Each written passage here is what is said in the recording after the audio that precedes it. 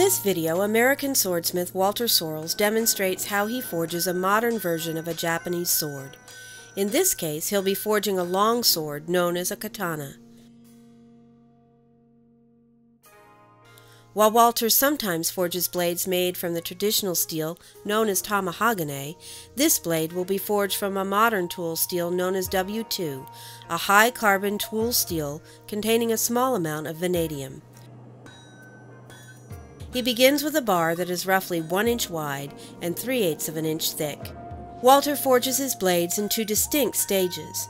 The first stage, known in Japanese as a tsunobe, is a preform, which will establish the overall geometry of the blade, the thickness, and the nearly imperceptible tapers in thickness and width, which will dictate the final form of the blade. The forging of the bevels will be the second stage of forging. Because the beveling process will add around 1/4 of an inch to the width of the blade, he forges the tsunobe about 1/4 of an inch thinner than his intended final dimensions. The tsunobe will also grow about 10% in length during final forging, so that too must be provided for in the preform stage. Walter considers careful forging of the preform to be crucial in making a sword that has proper balance and tapers. Once he is satisfied with the overall dimensions of the blade, he'll forge a rough point on the blade. At this point, he is not concerned about straightness or curvature, but only about proportion.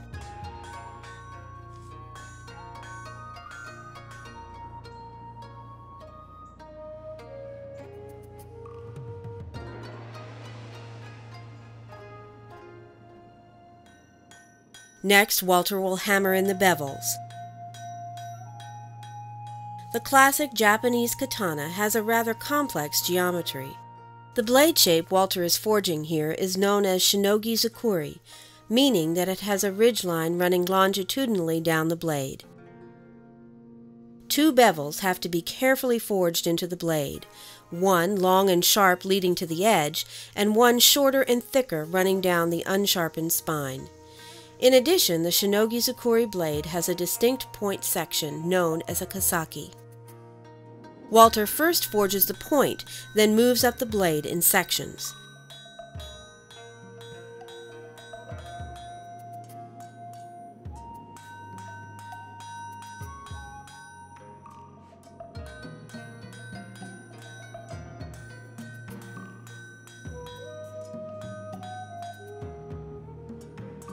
Working in sections of roughly 4 or 5 inches at a time, he proceeds to bevel the entire blade.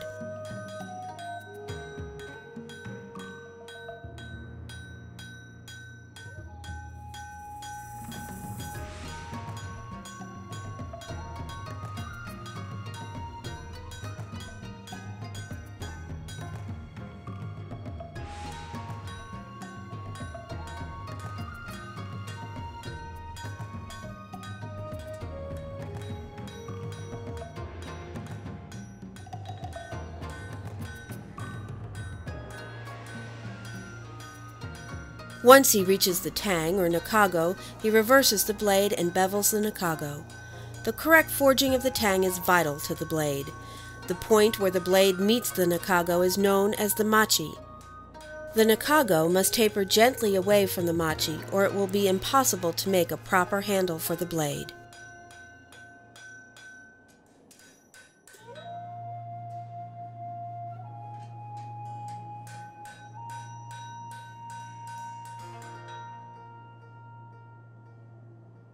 After performing several heating and cooling cycles known as normalization, which are intended to reduce the grain size of the steel, the scale is ground off the blade with a grinder.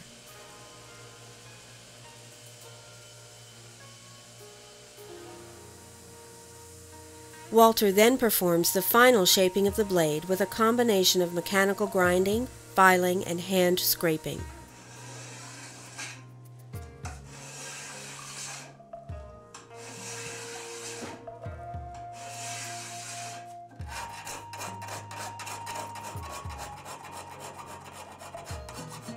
The blade is now ready to be hardened.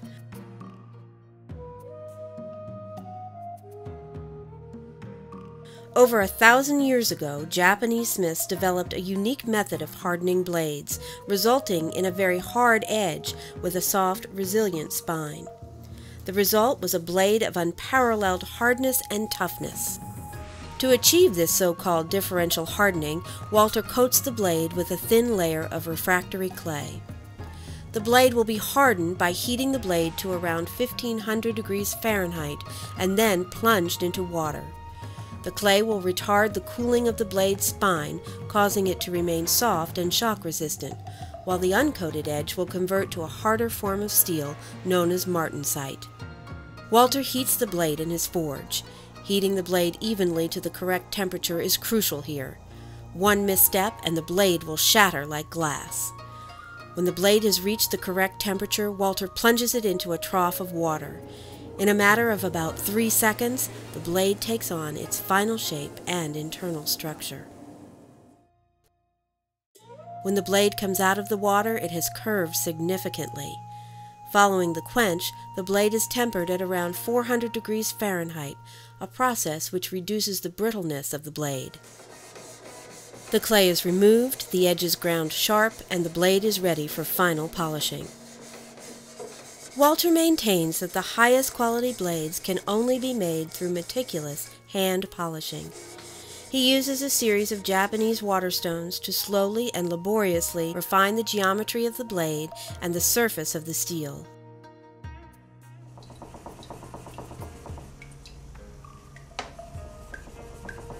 In addition to crisply defining the subtle curvature of the blade, the final stages of polishing reveal a distinct line known as a hamon, which differentiates the hardened portion from the unhardened portion of the blade.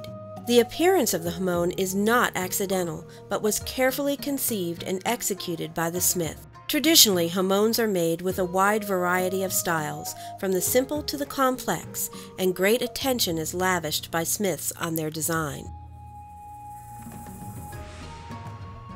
Once the blade is polished, the nakago is given a cosmetic filing known as yasurame, and then the smith signs the blade with a chisel. And here's the final result.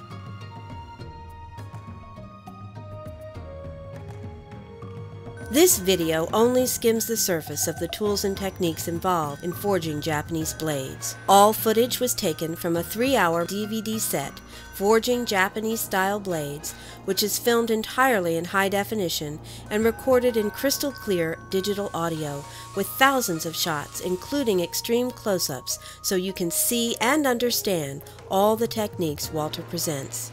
If you'd like to learn more about making Japanese-style blades, check out Walter's full line of sword-making videos at waltersorrells.com/blades.